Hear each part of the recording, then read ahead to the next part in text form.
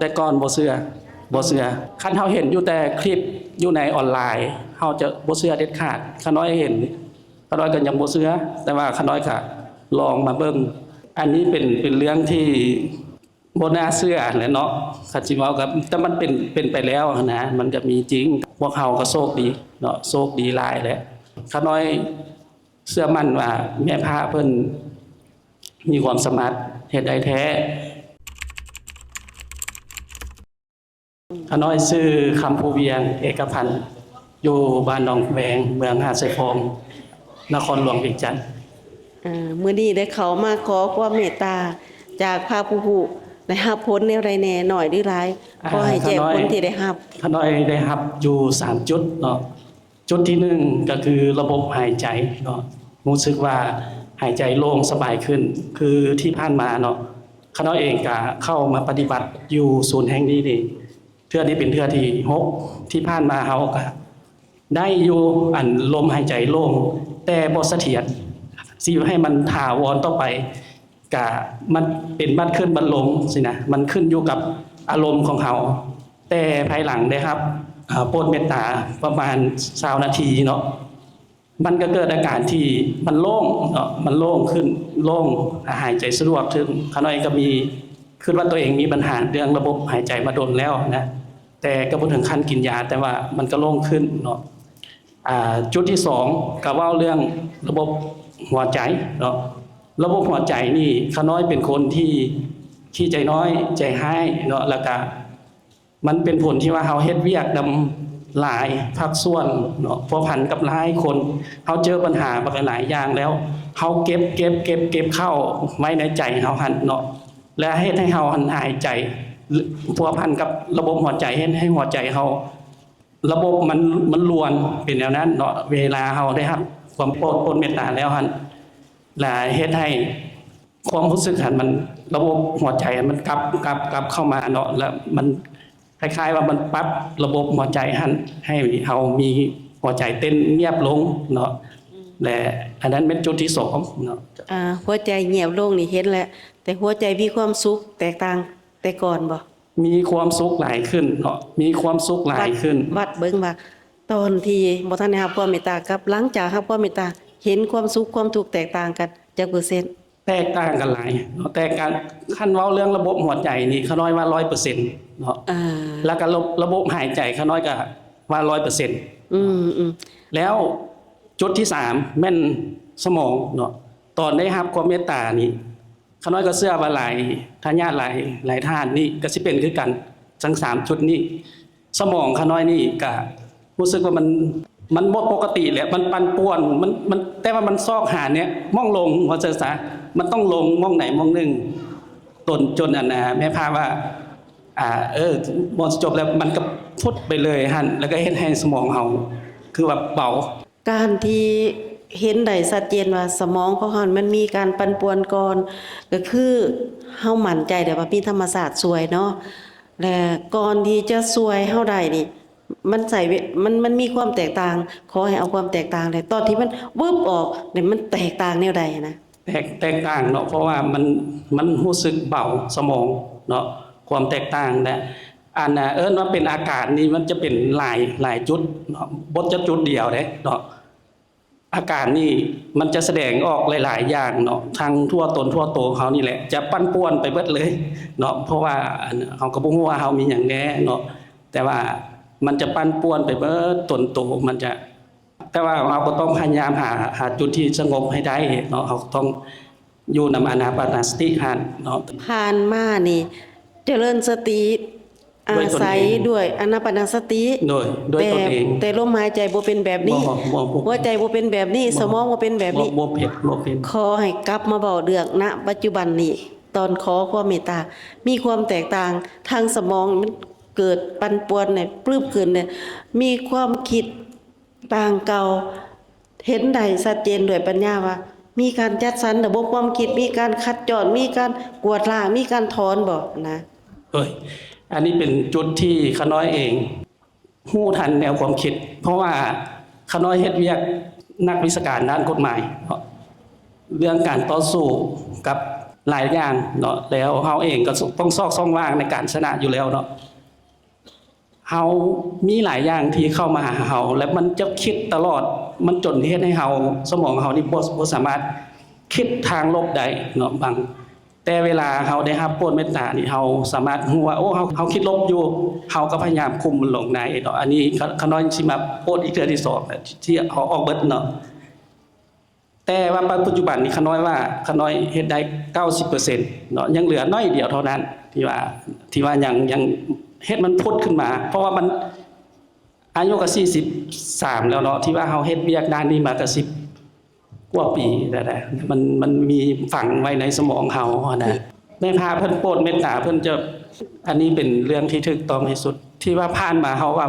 เฮาคิดจังซี่น่ะมันบ่ได้ผิดหยังเนาะมันบ่ผิดกฎหมายเนาะเพราะว่าความคิดมันบ่ได้เป็นการกระทำมันบ่มีผลกระทบแต่เวลาเฮามาอยู่ศูนย์แห่งนี้เนาะมาปฏิบัตินี้เฮาจะรู้ว่าคิดก็ผิดอันที่ว่าเฮาเคยเฮ็ดผ่านมามันปีนกลับกันเบิดเลยเนาะแต่ว่าภายหลังเฮาที่ได้โปรดนั่นคือขน้อยเองก็รู้สึกโตเฮาผิดแล้วแต่ก่อนปฏิบัติเกี่ยมมาพุ่นแหละเนาะแต่มันเอาออกบ่ได้แหละเนาะเพราะว่าเฮาเคยเฮ็ดแนวนั้นมาเนาะและเฮาเคยคิดแนวนั้นมาแต่ภายหลังเฮาได้รับโปรดนี่ปึ๊บนี่พอได้รับความโปรดเมตตายังเห็นความแตกต่างว่าชัดเจนเลยชัดเจนความคิดหัวใจลมหายใจเฮามันบ่แม่นปกติที่ผ่านมามันบ่ปกติแล้วเนาะแล้วมันกลับเข้ามาในธรรมชาติของคนควรจะเป็นเนาะมนุษย์ควรจะเป็นเอามาบอกกันก่อนว่าเจ้าเห็นว่าธรรมชาติเก่งบ่ข้าน้อยว่าบ่หมายความว่าเก่งแต่ข้าน้อยว่ามันที่ผ่านมามันเป็นไปบ่ได้เด้เนาะวันนี้มันเป็นไปได้ก็คิดว่าน่าจะบ่มีแหละไปเนาะคือก่อนนี่บ่เชื่อเลยเด้เนาะแต่ก่อนบ่เชื่อแต่มีผู้เว้าอยู่ศาลาว่าได้รับความเมตตาเห็นผลแนวนี้คิดว่าจังได๋ข้าน้อยก็เชื่อแด่บ่เชื่อแด่เนาะเอาตอนนี้มานั่งได้รับความเมตตาแล้วได้มาสะท้อนผลที่ได้รับข้าน้อยเชื่อเพราะว่ามันมีผลเป็นจริงเนาะเพราะว่าคันสมมุติว่าคือข้าน้อยได้เว้าเรื่องอาการขึ้นมาเนาะคันเฮามีวัตถุอันใดนึงกระทบสิเฮานี่เฮาจังเชื่อได้เนาะคือจังซี่เฮาเชื่อแต่นี่แม่พระเพิ่นก็อยู่บ่ไกลๆเนาะแต่เพิ่นว่าให้อดเอาเด้อสิเจ็บได้หน่อยนึงมันก็เป็นแท้เด้เนาะคือกะที่แม่นหลายพญาหลายคนก็เป็นเนาะคือจังซี่เนาะมันอยู่นำลำไส้มีหยังนี่มันก็ปั่นป่วนขึ้นมามันก็ขึ้นมาฮอดคอพี่แหละเนาะมันจะเฮ็ดให้ระบบหายใจเฮาหายใจสะดวกขึ้นคือระบบหัวใจนี่มันก็จะดึงมันเพราะว่าหัวใจเฮามันจะมีเส้นเลือดหลายๆเส้นต่อไปใส่แล้วมันก็คือเคสคือว่าหัวใจหั่นมันเส้นเลือดที่มันยานหั่นนะเนาะมันก็กระซับเข้าอันนี้ก็เห็นเป็นผลนะคันสิเว้าในทางวิทยาศาสตร์ก็คือเฮาได้รับการปิ้นปัวเนาะอันนี้ข้าน้อยก็ขอยืนยันแนวนั้นเนาะเฉพาะตัวข้าน้อยเองก็เป็นความเชื่อเนาะแต่ทางธรรมศาสตร์นี่ปรับสวยจัดสรรใหม่แก้ไขให้คล่องตัวขึ้นแต่ทันทีทันใดในก็พร้อมๆกัน65คนโดยบ่ได้เทื่อละคนอันนี้เป็นเรื่องที่บ่น่าเชื่อแหละเนาะคันสิเว้ากับแต่มันเป็นไปแล้วนะมันก็มีจริงแต่ว่าข้าน้อยคิดว่า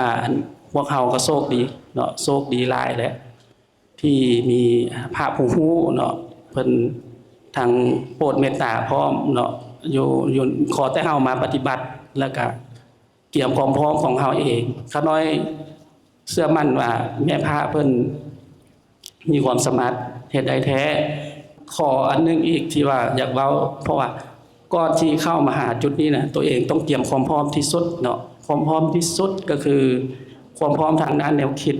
ทางด้านจิตใจนำเนาะต้องคิดถึกให้คิดดีเนาะคือข้าน้อยพยายามที่สุดแหละแต่ว่ามันเอาออกบ่ได้แต่ว่าแม่พระเพิ่นเอาออกช่วยเฮาในแนวคิดที่คิดลบขึ้นอย่างนั้น ซึ่งคันเว้าไปก็คือบ่เป็นตาเชื่อหรอกเนาะแต่ว่าก็อยากให้ลองเบิ่งเนาะคันเว้าอยู่ในขน้อยเชื่อว่าทายาททุกท่านนี้จะเชื่ออยู่แล้วเนาะแต่ว่าคันเฮาเห็นอยู่แต่คลิปอยู่ในออนไลน์เฮาจะบ่เชื่อเด็ดขาดขน้อยเห็นขน้อยก็ยังบ่เชื่อแต่ว่าขน้อยก็ลองมาเบิ่งขน้อยเชื่อแต่มือสุดทำอิฐแล้วเนาะก่อนสิมาฮอดพี่หั่นเพราะว่าขน้อยเฮ็ดบ่ได้คือทายาทหลายคนเด้สิไปย่างเจริญสติก็ย่างบ่เป็นคือเพิ่นเพราะว่าเฮายังมีของที่ว่าเฮาบ่เชื่อหลายเฮายังมีของหนักหลายแนวนั้นเนาะจนกว่าที่ขน้อยจะผ่าน5มื้อทำอิฐไปได้นี่ครับก็จึงเป็นเรื่องยากเฮานบก็บ่ถูกนับก็บ่ถูกทั้งที่เฮาเคยนับถูกเฮาเคยเรียนวิทยาศาสตร์เรียนหยังมาบัดมาอยู่นี่เฮาก็เฮ็ดหยังก็บ่ถูกไปเบิดแบบเฮานับเฮาหยังก็คิดย้อนความคิดของเฮามันบ่ทันเปิดจนกว่ามื้อที่6ที่7ไปความอดทนเฮามีมือร่างกายเฮาก็เบาขึ้นพร้อมที่จะเปิดก่อนได้เนาะบ่แม่นว่าย่างมาปึ๊บแหละมาเลยนี่ก็อยากยากอยู่ขน้อยว่าอันนี้ก็อยากขอฝากอันผู้ที่เข้ามาหั่นเนาะ เอามาสรุปกันบ่อยู่อันว่าผลที่ได้รับนี่เป็นผลดี หรืออย่างไรสำหรับ ดีหลายเนาะข้าน้อยคิดว่าดีหลายทั้งเรื่องทางนอกและทางในเนาะสำหรับเรื่องทางนอกนี่ข้าน้อยว่าสอนให้ทุกคนรู้จักฮักแพงกันเนาะขั้นในนามนักกฎหมายก็อยากให้ทุกอย่างถูกต้องตามระเบียบอยู่แล้วเนาะบ่อยากให้มันมีเรื่องมีราวเกิดขึ้น แล้วเราเห็นว่าคนที่อยู่ในศูนย์นี้มีจิตหนึ่งน้ำใจเดียวทุกคนอยากช่วยเหลือเอากันเนาะถ้าว่าเรื่องภายในเนาะก็เป็นการช่วยเหลือตัวเองมาพัดได้พัดจิตใจอยากถามอีกว่ามีธรรมศาสตร์เกิดขึ้นมาสวยแบบนี้ดีใจพอใจหน่อยดีหลายข้าน้อยดีใจหลายเนาะเพราะว่า